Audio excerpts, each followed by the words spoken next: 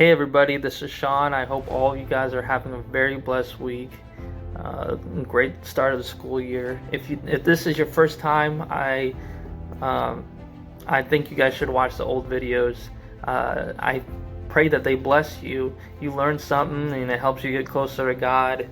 And we have plenty of students who come on here and they give their little testimonies, or they give a little discipleship or little devotionals that can help you get closer to God.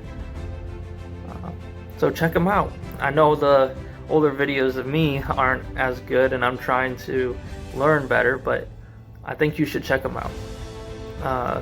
But to start this off, the reason this year I want to kind of go over who God is and how great our God is, because sometimes we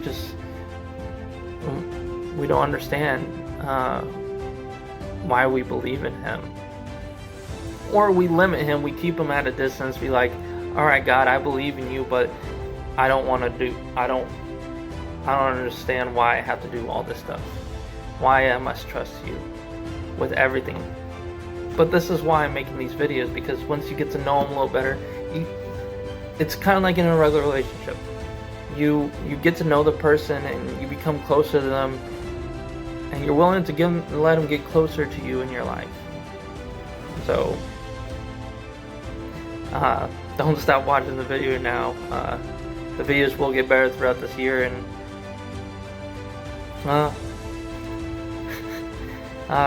so to start it off, I want to talk about the solitariness of God. I probably mispronounced that, but you can look it up. But I titled this God Alone, because it kind of goes with it, but it's just flipping the words and kind of giving them a different phrase. We see at the very beginning where John talks about in the beginning was the Word, and the Word was God. In the beginning was the Word, and the Word was with God, and the Word was God.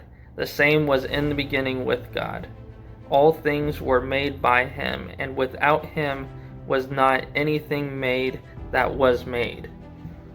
Now we see from the very beginning that there was only God, and in all His glory and power, He decided to create the universe and everything in it, and the angels.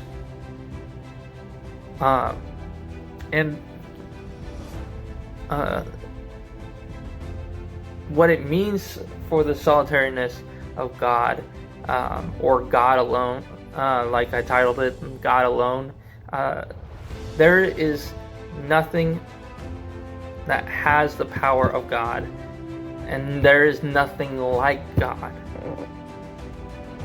Now there's there's many people in this universe, but there's only one God. He is the only being like Him. Throughout our lives, we are taught that things, energies, people have counterparts that are equal to each other but go against each other. Take it from yin and yang, or dark and light, good versus evil, hero versus villain. Yes, we see that good a lot of times overcomes evil, or heroes always beat the villains. But there are times, like in comic books, that we see the villain beat the hero and everything. Well, when it comes to God, there are some people who, when they're talking about the opposites of each other, they talk about the devil. But what they don't say is the devil doesn't have the same power as God. In Job, we see that the devil has to get permission in order to bring destruction upon Job's life. to do all those bad things.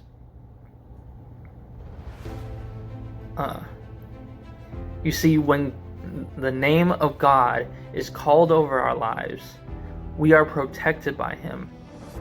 Only God can save us from the enemy's grip. He had to come down to save us, robed Himself in flesh, died on the cross. Only He could do that. He couldn't send one of His angels down like He did for Abraham to help him out, to talk to him. He couldn't send one of His angels down to go like He did with Lot to get him out of the place. Nothing, not even death, could hold Him down when he died in flesh. Nothing could get Him to sin when He was robed in flesh. If you look at the other religions and their gods, they were reduced to a sinful and human-like existence to justify their own actions. They limited their power.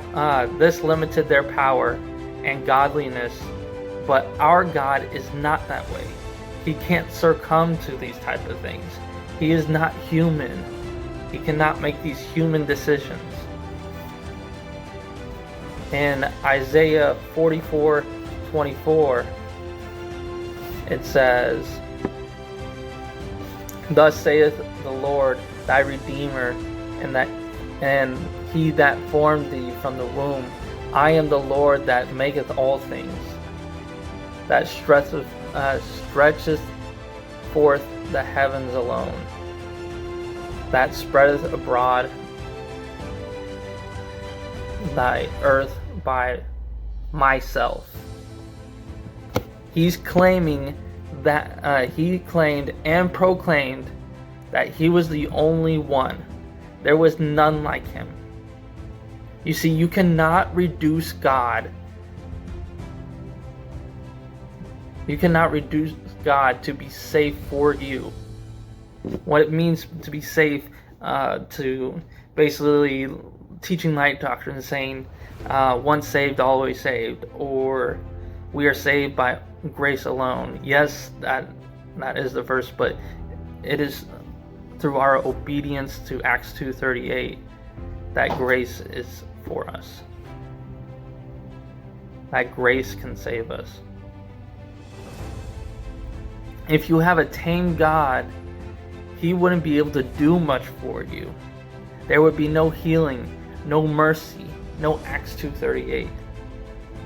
This is why you are here, to learn these lessons, to know God deeper, to truly know how great He is, so that you don't keep Him at a distance. Don't keep Him at a distance. Because how is a relationship supposed to happen if He's a mile away from you? If He's social distancing from your life? I know it's hard to trust in Him fully, but if you let Him into your life, if you put aside your worldly possessions, I'm not saying get rid of your phone, get rid of your PlayStation, but take some time to get to know God. Tell God, reveal to me who you are. And He will. Continue watching these videos too, because there's more to come. Next, we're going to talk about